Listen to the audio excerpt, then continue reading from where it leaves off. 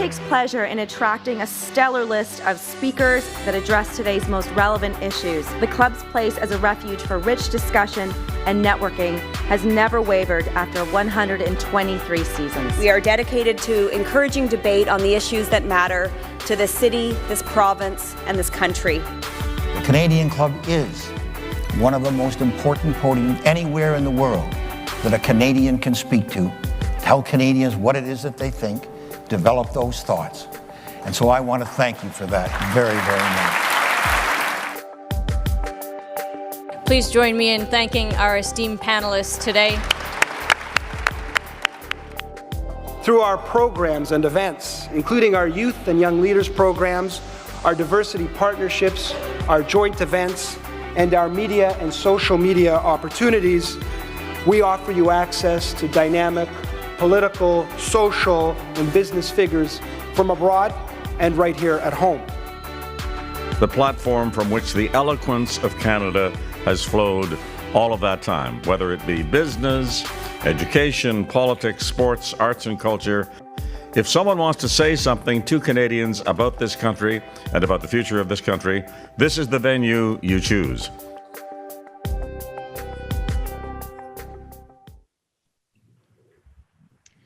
Hello, and thank you for joining us. My name is Amanda Galbraith, and I'm an executive member of the Canadian Club of Toronto.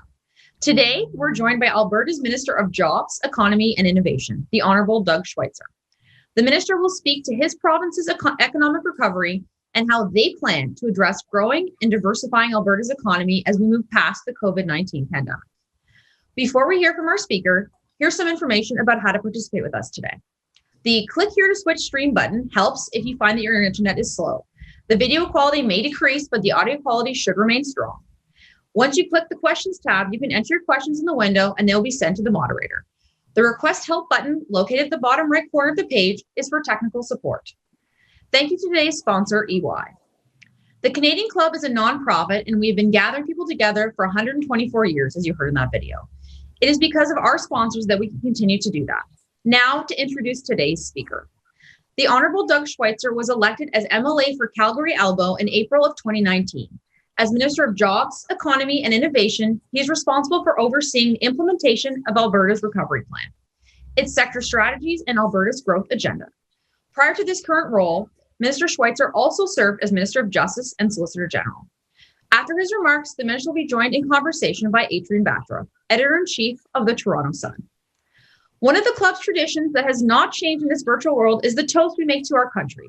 If you have a drink nearby, please raise your glass and join me for a toast to Canada.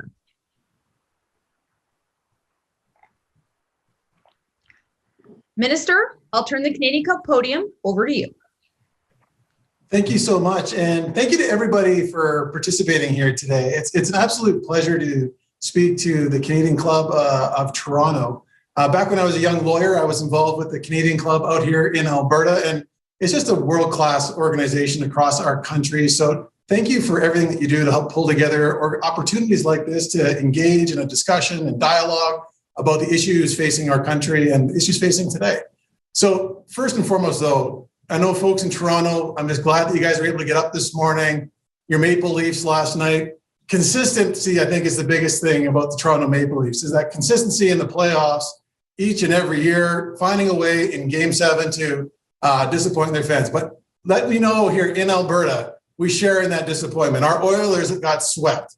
So 0 for 4 this year in the playoffs. So again, this kind of goes, and Adrienne and I can maybe kind of muse a little bit about this. We both have some connection to Manitoba, but I think really right now, it's kind of that Go Jets Go type of banner should be put across this country right now. And so we're in solidarity with you in that defeat. And now we should all be cheering for those Jets instead of the Canadians.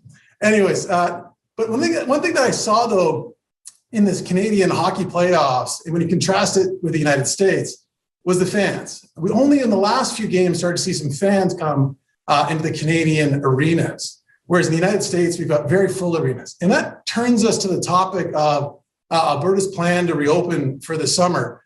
I remember, I'm a big baseball fan as well. I remember watching some games here recently with my kids and saying, Dad, why can't they go to games in the States? Why can't we do that here? When are we going to be able to do that in Canada? And I must say that with our Premier's leadership, we have set out a very clear reopening plan for the province of Alberta that's going to see us fully reopen, no health measures, other than around some hospitals and care facilities. When it comes to the timing, this is going to be around late June, early July. We plan on fully reopening. The threshold to get there is 70% of the eligible population, so 12 and up, receiving at least one dose of vaccine. And with what we're seeing based off of the data, this is based off of what we're seeing in Israel, the United Kingdom, the United States, is that there's a very low risk of hospitalization once people have received at least one dose of the vaccine. And we're going to continue to follow the science that's out there and get people their lives back. So if you're looking for an interesting summer, come on out to Alberta. The Stampede is going to be going this in July. We've got lots of events. The event industry is going to get going. But getting to the kind of our topic of today, getting to that reopening, getting our lives back here in Alberta and across this country is going to create thousands of jobs of people that have been laid off, event industry, the tourism sector. So many people have been impacted for over a year. So many small businesses have made massive sacrifices that we've asked of them. And it's time for all of us to be there, coming together, enjoying this summer as we fully reopen our country, particularly here in Alberta. We're planning on being the first in the country to fully reopen. Now, building on what we're trying to accomplish here in our province, when I took on this role of putting forward our recovery plan, we had two kind of big goals with this and the objectives. How do we build on Alberta's strong foundation? We've had a strong economy for decades. The last 5+ years have been challenging in Alberta, but we still do have a foundation here in our province that is resilient. And I'm going to talk a little bit about what some of the trends that we're seeing in our traditional economy. But also, how do we diversify for growth? How do we take a look at what's happening in the new economy? And how do we position Alberta for long-term success? And there's lots of really positive areas here that we're seeing. Alberta's talked about diversification going back many previous 30+ years, but we're really starting to see it take hold in our province in a whole bunch of different fields, from the technology space, film and television, and the proof points are real with thousands of people working in these fields and growing exponentially. And we're going to talk a lot about that here in the coming points of our speech. So when we mapped out our plan, we wanted to make sure that we got the big picture right. And there's 3 core pillars to our recovery plan. The first pillar is around taxes, making sure that Alberta is the low tax jurisdiction in the country. So we accelerated our job creation tax cut, taking our corporate taxes from 12% down to 8% in Alberta. So we now have the lowest corporate taxes in the entire country by a mile. And when you take a look at what's happening in the United States with President Biden planning to raise corporate taxes down there, Alberta will be one of the lowest corporate tax jurisdictions in all of North America. There might be 1 or 2 states in the United States that could keep up with us. On top of that, we don't have a consumption tax. We don't have payroll taxes. We have low income taxes as well in Alberta. So we have that competitive tax advantage. That's key for us to make sure that we attract investment, grow our economy, give the Alberta businesses here that opportunity to flourish, but also attracting further investment into our province. Next key pillar of our strategy is around being an efficient government.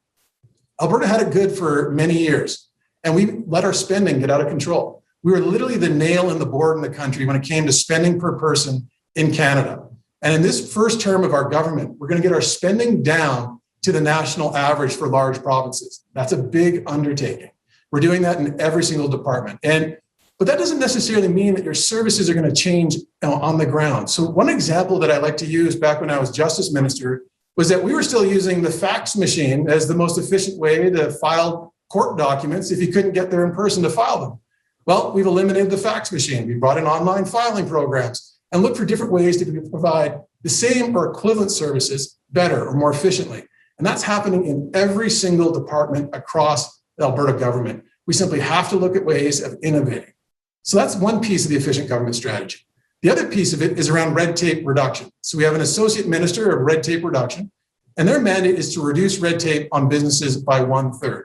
We're halfway through our mandate here in this first term, and we're halfway towards that goal. 16 to 17% of red tape in Alberta has been eliminated. This is over 100,000 regulations, forms, the redundant processes that we ask businesses to go through. So that is something that we're fixated on. We have to find ways to become the most efficient government possible in Canada. And just in the first year, I can't wait to see what the second year report has, but the first year's report has indicated that we've saved businesses in Alberta close to $500 million in employee time, filing fees, legal services, all of those things that go into meeting your compliance obligations. So we've reduced that by our target is to get it to 1/3. We're halfway to that goal, halfway through our term. So the big focus for us is around efficient government. Next part is around strengthening our workforce. And this all comes down to talent, and more talent. So recently we launched our Jobs Now strategy. This is going to cover up to 25% of the first year of wages to hire back Albertans that have been unemployed. A big part of our strategy here is to help with the training costs. When you bring on a new employee, there's a training cost that goes into that. We want to reduce all of those barriers. So we're covering up to $25,000 of that first year wages in Alberta. It's a $370 million program that we just launched. It's a big part of our strategy to get people back into the workforce. If they need a new skill set, a little bit of training, it helps alleviate that cost for businesses across our province. Next piece of our talent strategy is around internships. So we just recently launched with our MyTechs, is over thousands of internships across Alberta, lots of different industries that are going to take advantage of that program. Getting our second, make sure they get that work experience. Next piece as well that we're reviewing right now is around immigration reform. So historically, when you're thinking about Alberta, we had lots of labor pressures when the oil sands were booming. We had, that temporary foreign workers was really a big focus of our immigration strategy. And now looking forward, we want to make sure we position our immigration strategy in Alberta around that talent strategy. And there's a global race for talent, particularly in the tech sector and that entrepreneurial sector. And we want to make sure we position our immigration strategy around innovation, around entrepreneurs, around graduates. So look for more details to come from Alberta as it relates to immigration in the next little while. Just notes are sticking together here. So turning the page into building upon our foundation for the future. So many people know about Alberta, our large energy industry, agriculture. Many people don't know that we also have a very large forestry industry. So when you take a look at these commodity-driven markets that we're heavily involved in, they're all right now pointing in the right direction. Energy prices, WTI barrel of oil is over $65 US yesterday. You've got natural gas prices are high. Ag prices last year were up over 40% year over year. Ag prices this year are looking strong. Lumber prices, if you go and build a deck right now, you'll know lumber prices are one of some of their highest levels that we've ever seen. So the conventional drivers of Alberta's traditional economy are all pointing in the right direction for significant growth and also efficiency and profitability for our province. So when I say earlier on that this is the most optimistic that I've been about Alberta's economy since 2014, there's lots of reasons why. And a lot of this has to do with the traditional drivers, but there's lots of diversification happening as well as we look at building on that foundation. And we talk about the economic forecast, from Desjardins, BMO, Conference Board of Canada, all forecasting that Alberta is going to lead the country in GDP growth and job creation. And a lot of that has to do with the conventional drivers of our economy. But when we were building out our recovery plan, we didn't want to just rest there. We didn't want to say, that's good enough. We're just going to keep doing what we've done historically in Alberta. We've looked for lots of new ways to make sure that we can build on our strengths for the future. And one strategy that we've launched with our Minister of Energy is around our mines and minerals strategy. Alberta had it so good for so long in oil and gas that we didn't even scratch the surface on other mineral opportunities that are here in Alberta. And with the growing prevalence and demand for rare earth minerals, or critical minerals, as people call it, and the tension between the United States and China, there's an opportunity for Alberta to continue its leadership role in responsible development of resources in these fields. We're putting an immense amount of resources into bitumen beyond combustion. If you take a look at the minerals that are in 1 barrel of bitumen, the minerals that are actually outside of the conventional oil and gas minerals are worth more. So we're looking at how do we extract those minerals responsibly, making sure that we can service the battery demand that's out there, carbon fiber demands, the smartphones that require the resources that we need, as well as in the United States, their military security as well requires these minerals. So there's a big role for Alberta to play. And just to kind of give you a sense of us building on that technology and the infrastructure we have here, there's a company called E3 Metals. They're literally taking lithium right out of active wells in Alberta. And as many of you know, lithium is critical for all those areas of the new economy that are developing. We have companies as well that are developing technology to take hydrogen with filters right out of active wells. We have other companies as well leveraging horizontal drilling technologies that were developed in Alberta for geothermal energy. So we brought in place a whole new geothermal regulatory regime, infrastructure here in our province. And they're planning on heating providing power to over 1 million homes this decade. So a lot of those traditional economic drivers of Alberta, we're looking at building on in new technologies, new ways to leverage our leadership as an energy leader when it comes to the development of new technologies, new opportunities, new job creation right here in Alberta. We also want to make sure that we get the most out of our natural gas. So on this front here, our Minister of Natural Gas has launched effectively a 4-pronged strategy. Obviously, we want to make sure we get LNG to international markets. That's key. We want to continue to do that. It's going to displace coal. It's going to be good for the whole world. It's going to reduce global emissions. We have to get that done.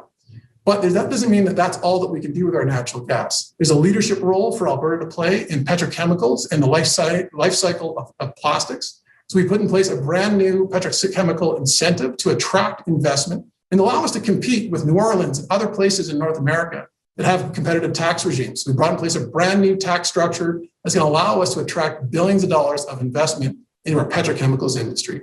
But we also want to be there for the full life cycle of plastics and also petrochemical products. And that's where we're going to be a leader in recycling as well. We want to be there for the full life cycle of these products. Historically, we would put our products in the blue bin, but a lot of municipalities would ship these goods overseas to be recycled. Those opportunities are diminishing, and there's a role for Alberta to play as a leader in recycling.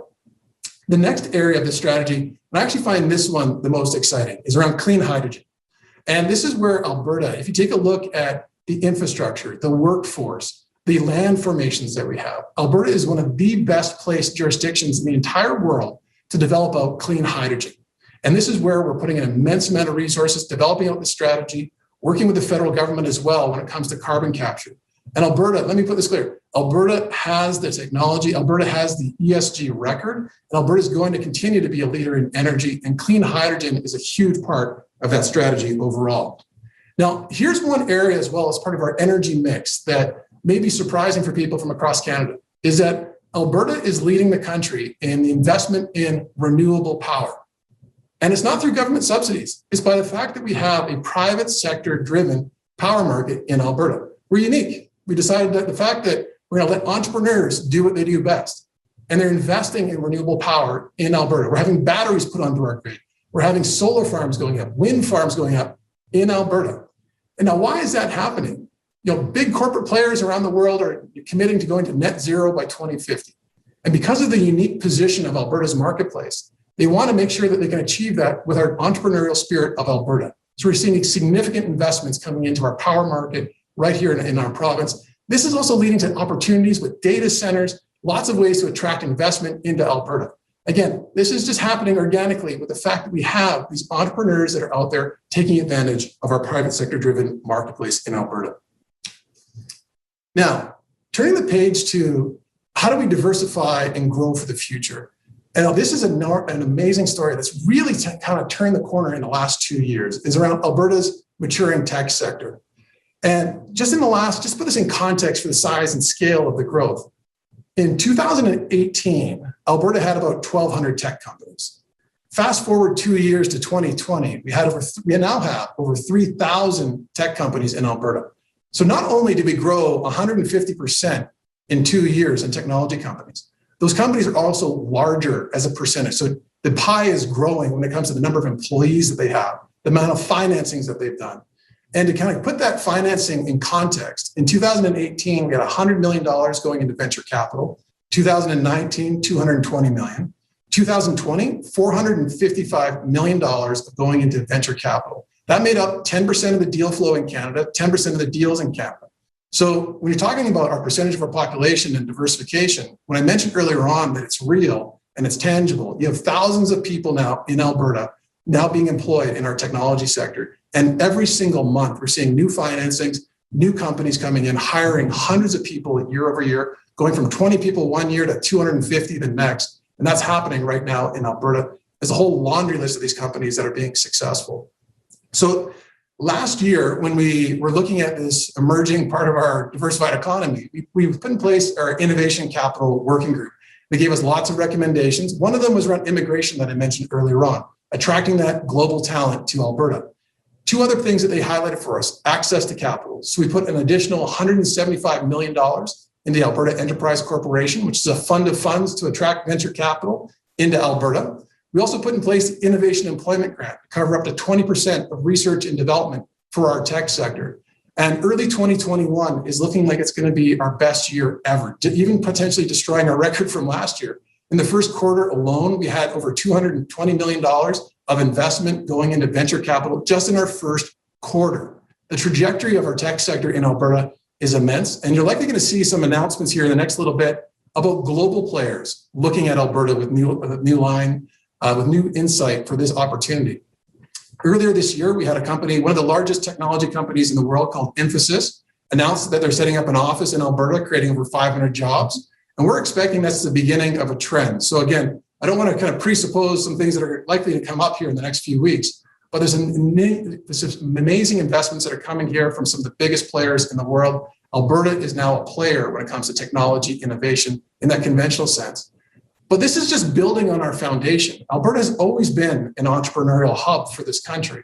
We simply focused historically on the energy sector. That's where a lot of our innovation went, from unlocking the oil sands, SAGD, carbon capture. All of these technologies have been developed in Alberta with that innovative lens. And I've seen now, like I'm in my early 40s, and when I started my career in Alberta in the mid 2000s, there was that entrepreneurial drive that a lot of it was going into the energy sector. But now you're seeing this next generation of leaders, this next generation of entrepreneurs in Alberta with that same ambition of going out to take on the world, applying it in so many different fields, from clean energy, agricultural technology. We've got this in fintech as well in Alberta. So lots of areas for Alberta to continue that entrepreneurial leadership, that drive. For those of you that aren't as familiar with Alberta, I've traveled lots in Canada. I was a lawyer, a partner at a big firm before. The culture here from an entrepreneurial standpoint is unique in Canada. They have a mindset that they're going to go out there, they're going to take on the world, and Albertans are starting to get that done. They put up a barrier. Albertans will find out a way to go there and be successful. One other area that we're seeing a huge amount of growth when it comes to building and diversifying our economy is around film and television. So when I took on this position, we were whiteboarding, saying, look, what are the opportunities for Alberta? How can we attract more jobs and investment?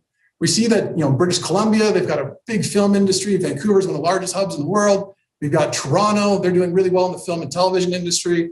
We've got these huge growth trajectories with HBO and their online streaming. You got Disney, you got Amazon. All these different platforms are deploying billions of dollars around the world. How can we capture some of that pie into Alberta? So we met with these players. We met with HBO, Disney, Warner Brothers, all of these folks, and asked them for feedback. And it all came down to taxes. It all came down to tax structure. Where these projects happen largely is being driven by the accountants. So we fixed our tax credit in Alberta. We're now very competitive, and we're on track for one of our best years ever in film and television. There's lots of rumblings out there in the media about the largest television series ever done in Canadian history coming to the province of Alberta. And we're hoping to be able to finalize all the details around that here in the next little bit. But if this thing goes forward, and it looks like it will, it'll create thousands of jobs in Alberta. We're starting to see private sector driven film studios going up in the city of Calgary. This is a big part of our diversification strategy. It also plays into our tourism strategy. So we took a look at countries like the United Kingdom, where they leverage Game of Thrones, Harry Potter, all these different other productions to attract people to come and visit their country. And we want to leverage that as well with our film and television industry to make sure that people continue to come and experience the amazing vistas and views, the cultural experiences of our province. So again, we want to make sure that we leverage our beautiful national parks we have here. The highest visited national park in the entire country is right here in Alberta with Banff. Again, we want to make sure we highlight that beauty and continue to attract people to come into our province. Now, I just want to leave my remarks here just on a kind of one last theme, and I'm really looking forward to the Q&A that we're going to get into, but this is what I think the story of the second half of the year is going to be for the province of Alberta, is our rebound. We are well positioned. As I mentioned earlier on, the fact that we're forecasted to lead the country in GDP growth, in job creation, the fact that energy prices are at their highest and looking to be the most stable in a long time, both in oil and in natural gas, agricultural prices at record highs, we got lumber prices at record highs. The traditional economy is going to be going on full cylinders here in the province of Alberta. On top of that, the diversification that I mentioned, and the fact that we're seeing huge growth in our technology sector, the film and television industry. We're seeing job creation in areas that Alberta typically did not have, even 2-3 years ago. And that's happening right now in Alberta. The other thing too, and this is the highlight, so if there's any executives on here, one thing that I'd highlight for you is that not only are we creating the right corporate environment, for you, making sure we lower our corporate taxes, making sure we reduce red tape, but we want you to think about the future of your employees and how your employees can get ahead faster. Let's take a look. If you're a young person looking to make it in Canada, Toronto housing prices, 1.5 million on average, thereabouts. Alberta, suburb house, probably bigger than what you can get for 1.5 million in Toronto, $500,000. Plus you have the quality of life of Alberta in the cities like Calgary and Edmonton that rank in some of the highest rankings globally for the quality of life of these cities. The infrastructure of Alberta is second to none. Take a look at a city of 1 million people like Calgary. This is where I am today. I'll use it as an example. Brand new arena forecasted, brand new libraries downtown, brand new highway right around the city. You get one of the most visited national parks in the entire country, attracts global visitors, is an hour away. This is a quality of life value proposition in Canada. So right now, Alberta is a complete buy when it comes to the opportunities that we're seeing. And we're starting to see, particularly with this pandemic, the disruption that's happened in our workplaces. So they used to say when I was a lawyer that if you want to be in finance, you had to be on Bay Street. You had to be there. But Bay Street's been closed now for over a year. People have been working from their homes. The employees have an immense amount of control over where they want to be, how they want to live, and how they want to get ahead. And Alberta is that place where people can still get ahead in this country. It has amazing opportunities ahead. We're seeing huge growth opportunities for us in a whole bunch of new fields. So I want to leave you with that thought. Alberta is the place to be for our young people and for employees that want to get ahead in our country. It's there for all of Canada. We want to welcome you. We want to make sure we continue to grow and be that economic engine for the country.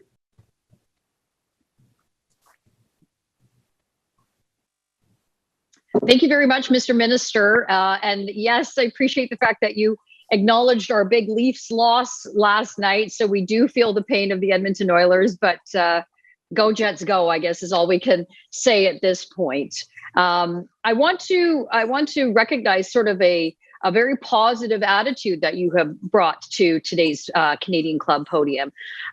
June 1st is a significant day in the province of Alberta. You have moved into what is dubbed as phase 1. The province is beginning to open up. I'm wondering if you can talk to us a little bit about what got you there. Many of your chief medical officer has signed off on Premier Kenney's plan to reopen Alberta.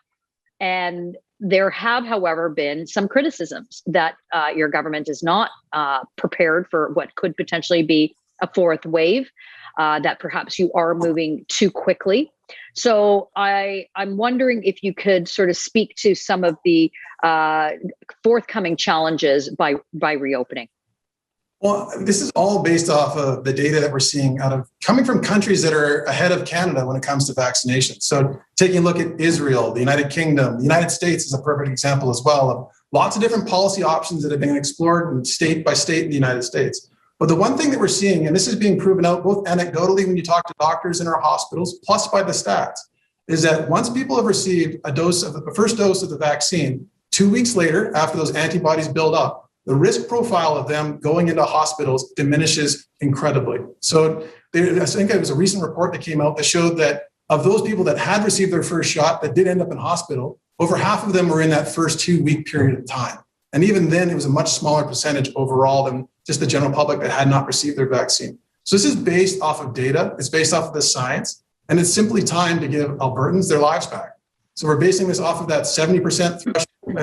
It's going to be when we fully reopen. Once we get to 70%, we wait the 2 weeks for the vaccines to fully kick in. And then Alberta is open for summer.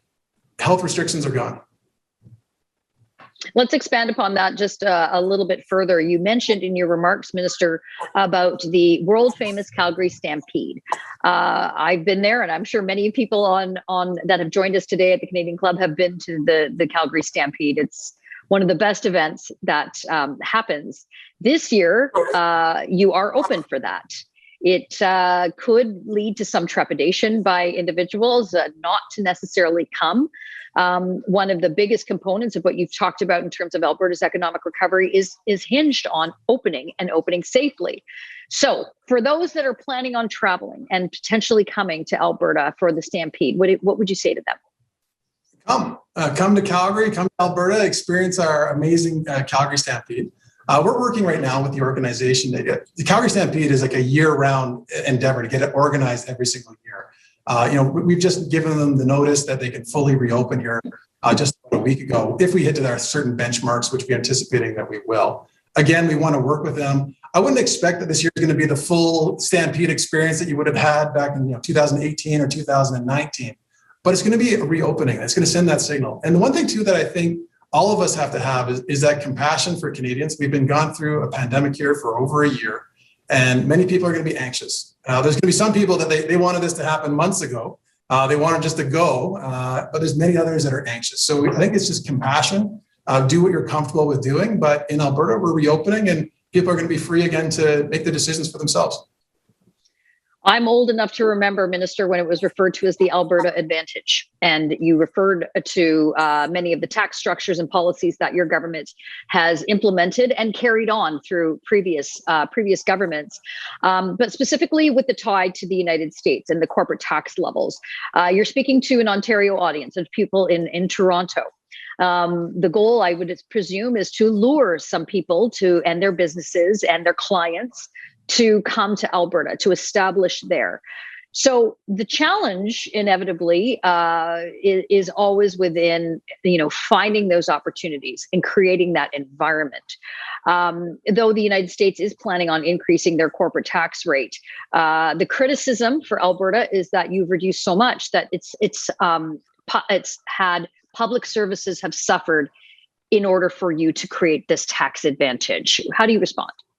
Well, I think the first thing, when I was talking about our efficient government strategy, I think that's a perfect example. Alberta had it good for decades. There's no doubt about it. We were leading the country in massive GDP, per capita, all of these things. But we let our spending get way higher than everywhere else in Canada.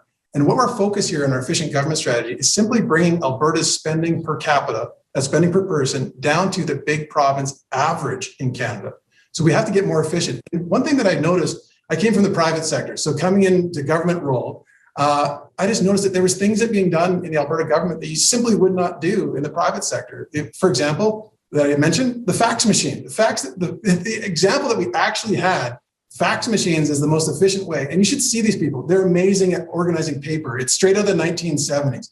They take paper from one place, they got stationery. It's just amazing to see how efficient they are in the 1970s work environment. But we're going to take them into the present day and making sure that we leverage technology, provide better advancements there. Leverage the private sector as well to make sure that we're creative in how we procure services. We've got P3 arrangements. Alberta, we want to make sure that our government is efficient as well as innovative to make sure we provide the services that Albertans deserve. I think there would be a lot of people that would be surprised to know that Alberta is not just about oil and gas, even though when we think about that great province, that's all people think about. And with that comes our ongoing argument and challenges, not only just in the courts, but with the protests about pipelines and pipeline development. There is still a great opportunity for us to help develop our natural resources in the province of Alberta and other provinces, of course. But recently, your government has renewed a piece of legislation that was brought in by the previous NDP government, and that has been dubbed the Turn Off the Taps legislation. For starters, Mr. Minister, what does that mean? And why should people in Ontario and Quebec care about that? Well, this bill is all about making sure that we can control our own destiny when it comes to developing the resources here in Alberta. Particularly earlier on, when we had other governments that were fighting our ability to get to market access. Right now, it appears as though the BC government has exhausted its options, in particular, in challenging the development of the TMX pipeline in courts. But we're seeing now the fact that we still need to be able to control our own destiny. This is a matter that's going through the courts right now. There's constitutional questions that go along with it. And we want to make sure that we preserve our ability in Alberta to control our own destiny in developing out our resources. This could went into lots of different areas. But now that we're on the topic of pipelines, again, we're starting to see development. TMX looks like it's on schedule, on budget. That's encouraging. There's a pipeline called Line 3. Again, that looks like it's going to be on schedule later this year. But the one thing that I think we have to start raising awareness around, and this is going to be a huge impact for Ontario, people in Toronto, I think there's a limited awareness around it publicly, is around Line 5. So this is a pipeline that's been in existence going back decades. The governor of Michigan is looking to terminate the license for this pipeline. That would cut off an immense amount of the supply at the pumps for people in Ontario. you would see a massive impact on Ontario's ability to recover coming out of this pandemic if Michigan is successful in terminating the permits for that pipeline. It's currently going through the courts in the United States. They're fighting over jurisdiction. We're unified with the federal government in keeping that pipeline. But again, this is a huge economic issue for all of Canada when it comes to Line 5, because we in Canada, we need Ontario to be successful. We need Quebec to be successful. And that pipeline is critical for their economic recoveries. We're getting a lot of questions in from our audience, so thank you for that. Keep them coming. I will get as many questions to the minister as I possibly can. Mr. Minister, an audience question is with respect to the Employment Standards Act, not only that governs the province of Alberta, but of course federally as well. What advice do you have for those employees that don't get vaccinated? What are their rights under the Employment Standards Act? So, I mean, I'll defer to my Minister of Labour and all the specifics of the acts that he has. But here in Alberta, I mean, no one's being forced to be vaccinated. No, I don't think anybody in Canada is being forced to vaccinate. The one thing that we're focused on, though, is the science. And the science focuses on herd immunity. So that's why we've set our threshold at 70%. We know that we're never going to get to 100% of our population vaccinated. There may be a health reason, and there could be personal convictions as to why someone may not choose to get a vaccine. That being said, I've had my first dose, and I encourage everyone to get it. But you know what, when it comes to Alberta, it's focusing on the science here. And when it comes to vaccines, we want to make sure we keep the population overall healthy. And that's the herd immunity strategy.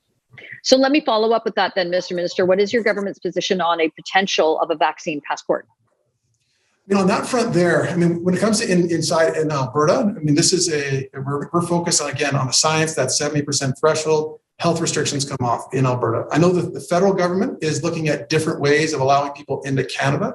Alberta was at the forefront in doing a pilot project at the Calgary International Airport to shorten that quarantine time with rapid testing when people came into the country.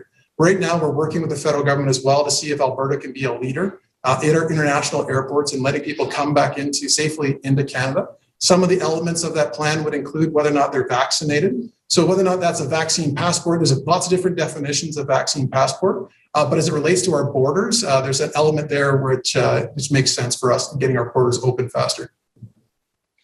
A question that has come in from an audience member sort of follows up on what I was about to ask, and that is with respect to interprovincial trade barriers. I think a lot of people would be surprised to know that those barriers exist and still exist, even though there are some provinces like Alberta and Saskatchewan and Manitoba that have been working together to try to bring some of those barriers down, but they still remain. We'd like to know what is it that not only Alberta is doing to bring down some of those trade barriers, but are there opportunities to work with other provinces, other jurisdictions in order to have a free flow, easy flow of goods across from coast to coast in Canada?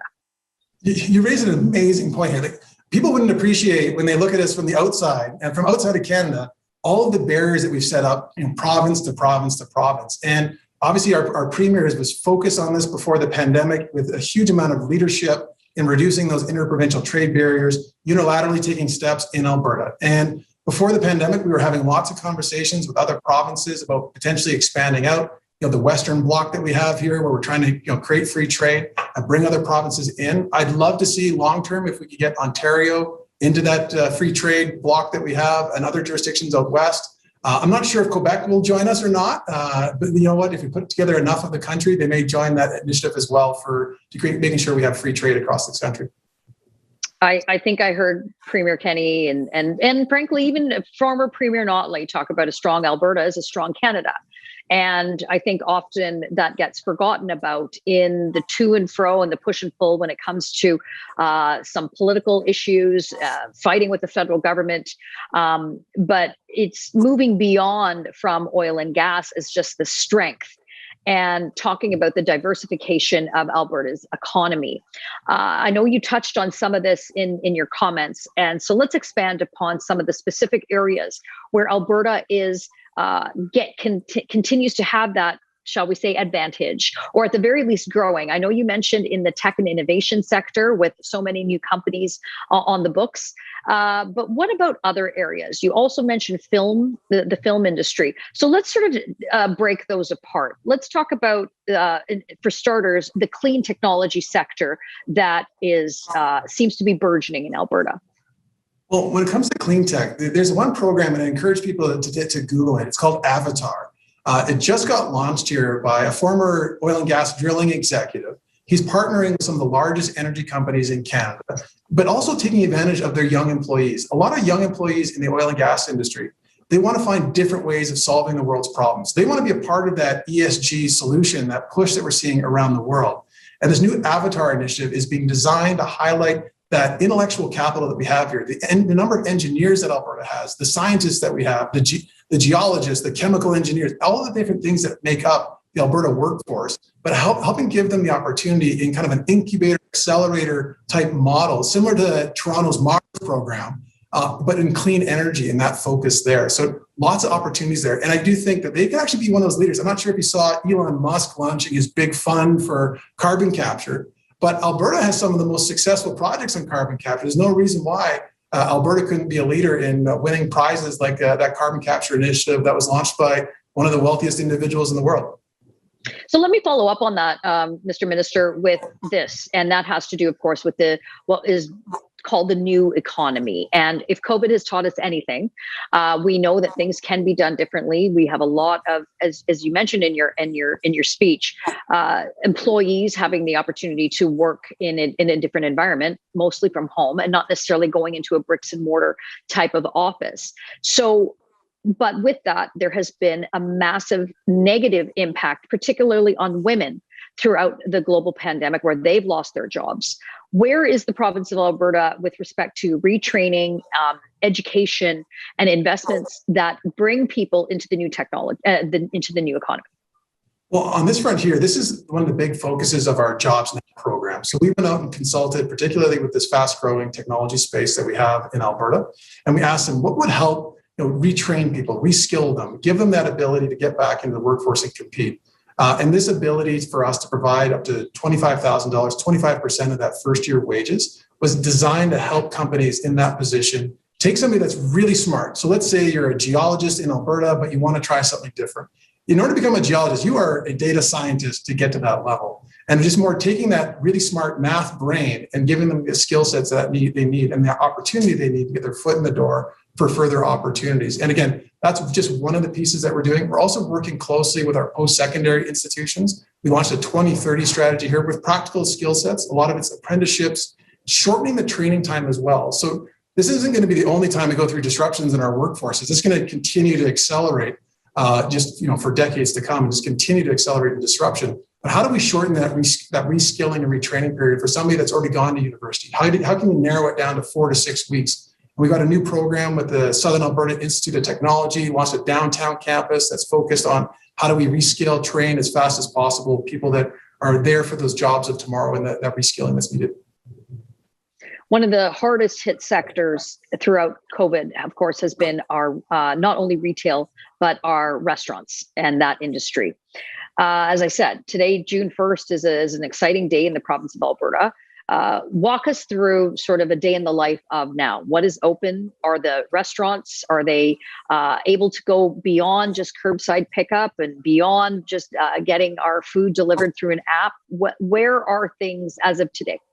So as of today, patios are open in Alberta. It's a beautiful day. It's going to be about 25 degrees out there across the province. So patios are open right now in Alberta, and we're expecting in about 10 days' time, we're also going to go back to in-dining service as well. And if we continue with our trajectory of getting that 70% threshold by the end of this month, thereabouts, full reopening of restaurants and bars in Alberta. I guess we only need to head to Alberta because it's still all locked down here in Ontario. It's an open invitation. And sometimes it feels like there's no end in sight. But are schools open in Alberta? Yes, schools right now are fully open across Alberta. There's a couple areas where we had higher concentrations where they were a little bit slower. We did send our students home for a 2-week period of time in May, but schools right now are open across Alberta. There is a number of questions that are coming in, and I think it's based on some of the comments that you made with respect to the film and TV industry. I recently watched Yellowstone on Prime, and I loved it. And I think, the next season of that show could be easily shot in the province of Alberta because it's ideal environment for it. But I think a lot of us are curious what this new show that you were talking about Netflix, but maybe can't reveal it, but maybe we'll try to pry that out of you. But the industry does require an extraordinary amount of taxpayer investment, and that comes through the tax credits. And making yours healthy and generous makes it challenging for the other provinces to compete with that. So how have you just landed on your structure within the film and TV industry to make Alberta that attractive? So there's lots of different ways that you can structure these. There's labor-driven ones. There's all cap, all expenses ones. So it depends on how you want to position it. We're not the most generous in the country, but we want to make sure that we were competitive and that we could at least compare apples to apples, particularly with British Columbia and Ontario, to attract productions into Alberta. We have a 22% for productions that are outside of the province coming in. It's a 22% credit for Alberta-generated content, materials ownership. It's a 30% credit. Very similar structure, kind of conceptually to other provinces as well, having that kind of that organic local market driven piece as well. When you're looking at all the different sectors and all the potential growth, again, it's all hinged on opening. It's same for Alberta as it would be for Ontario or any other province, Nova Scotia, New Brunswick. It's all contingent upon a safe, strategic reopening strategy. And so with that, you must look at where your significant amount of quick growth would be, and in what sector that would be in. Do you guys have any sense of the job creation numbers? Are you looking at this area is going to have faster and quicker development than others? Can you unpack a little bit of that for us? Well, I think the biggest area that we're going to see the rebound immediately is going to be in this, food services, restaurants, the tourism industry, transportation as well. WestJet's, has it headquartered here in Calgary. Those are the types of jobs that we're going to see that immediate rebound come and getting people back to work. Thousands of people have been unemployed for the vast majority of this pandemic in those areas, and we need to get them back to work as fast as humanly possible. So that's kind of job number one. And right now, Alberta's unemployment rate is sitting around 9%. We want to get that down as fast as possible, down into the 7%, 6% category, which would be much more healthier for where we are as an economy. We want to do that as fast as possible. There's lots of work to do here. But also, the one thing just to highlight, and this is another reason why I think the second half of this year is going to be very strong for Alberta, is energy prices. So with WTI sitting in the mid $60 range US, the energy companies in Alberta have become so efficient over the last 5+ years that they are incredibly profitable at this level. They're generating billions of dollars of revenue. We actually could see some of the highest levels of energy revenue in Alberta's history this year. So with that, they have some decisions to make in the second half of this year. Is it share buybacks? Is it dividends? Or are they going to reinvest in the future? And we're anticipating that many of them will probably do a balance, but many of them are going to be reinvesting significantly into Alberta's energy market here and getting a lot of people back to work. So you're not going to tell us the name of the show? I tried. If you check out the Hollywood Reporter, there's an HBO show that they're musing about in the Hollywood Reporter. So that'll be as much as I kind of tip our hand. We'll do some research and talk about that. We just have a few minutes left, and I still have a couple of questions that I wanted to put to you from the audience. And in and around, again, COVID putting such a fine point and exposing so many things, not only within our healthcare system, but certainly within our preparedness, our PPE, what we have done with our frontline workers, and whether or not we were ready and not ready. We'll put some of that aside for a moment, but let's talk about the broader picture, and that's with respect to the pharmaceutical industry. We know certainly that the Pfizer, Moderna, AstraZeneca, take your pick of whichever vaccine, these companies are going to be generating billions of dollars. Where is Alberta with respect to its pharmaceutical development and industry? We know that part of the challenge with us getting the vaccines in Canada was that we didn't have the development. But a little known fact, there is a place in Alberta that can do that very thing. So can you talk a little bit about that?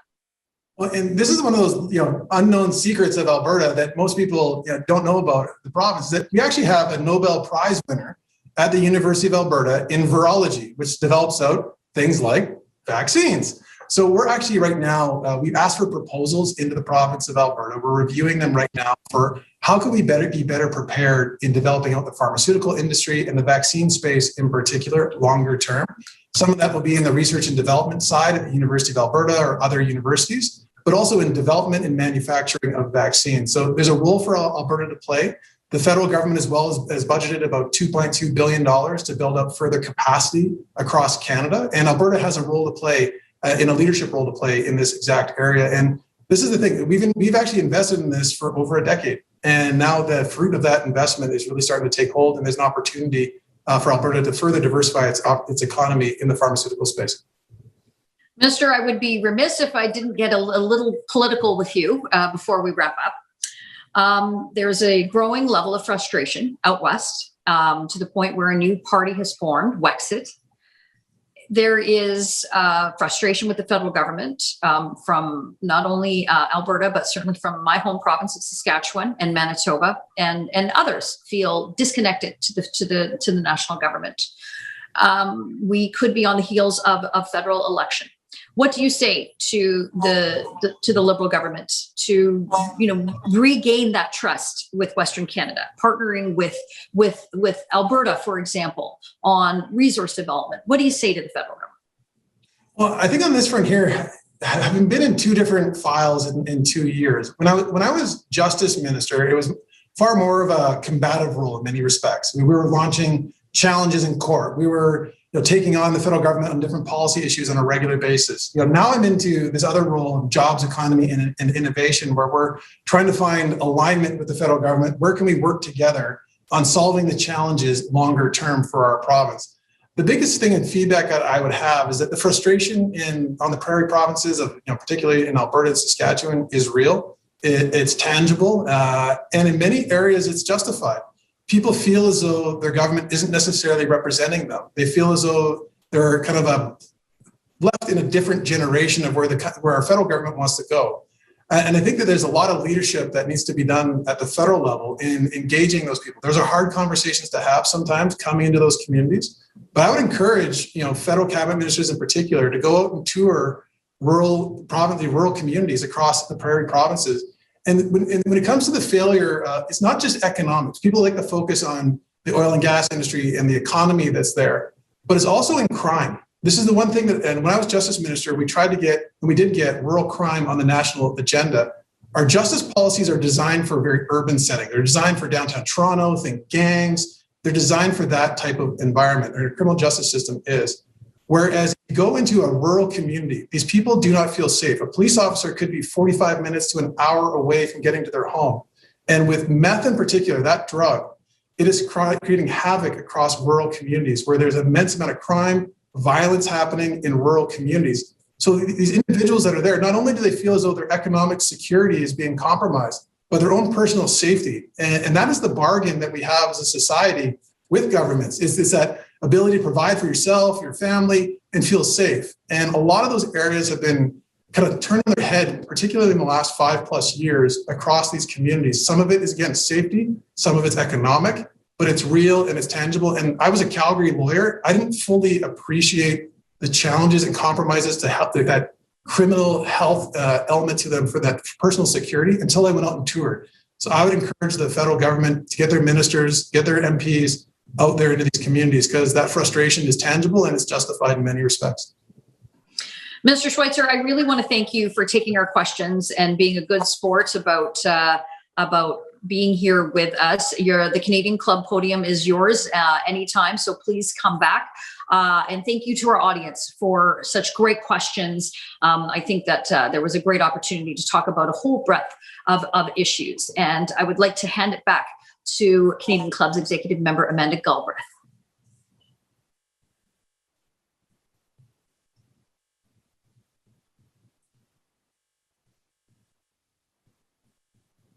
Oh, I think Amanda's muted. Hi, can you hear me now? Jeez. Yes, we sure can. 14 months in, I'd have that. I was all ready to go. All right. Well, thanks, Adrienne, for that. Thank you, Minister. Thank you all for spending your lunch hour with us. Minister, as Adrienne mentioned, I found that upbeat. I found that exciting. And I think as we all sort of stare down the barrel of lockdown here in Ontario, it's great to see others in the province reopen. It's great to hear that Alberta is reopening for Stampede. I myself have attended and loved the event. And that your economy is poised to sort of fire on all cylinders. I know Adrienne said Alberta is a strong Canada, and I think we echo that here in Toronto. I certainly feel that way, and I speak to my colleagues that are navigator offices in Edmonton and Calgary. They've been talking to me a lot about the diversity of the economy, even tech and film and clean tech. So it's exciting to hear about those new challenges and new industries as they blossom in Alberta and continue to grow. Adrienne, as always, you're a pro. It's wonderful for you to have you join us and your skilled moderation. Thank you again. And guests, we hope you'll join us for some of our upcoming events. So this Thursday, June 3rd, we will host a discussion on Indigenous leadership in business featuring Tabitha Bull, Clint Davis, and Matt Jameson. They will be discussing increased Indigenous participation in the economy, improved industry Indigenous partnerships, and the opportunities that are provided as part of Canada's revitalization and growth efforts. This conversation strikes me as particularly timely given the national conversation I think we must continue to have about how we can do more to support our Indigenous communities. So please attend that. On Monday, June 7th, the club will welcome former President Danny Asif for the release of his new book, Say Please and Thank You and Stand in Line, One Man's Story of What Makes Canada Special and How to Keep It That Way. It's an inspiring conversation you won't want to miss. Thank you again to EY, our sponsor for today's event. Our event would not be possible without our generous sponsors, so thank you for your continued generosity. Thank you to our AV supplier, Van Valkenburg Communications and LiveMeeting.ca for making it possible to come together virtually today. Guests, thank you for joining us. Please stay healthy and safe.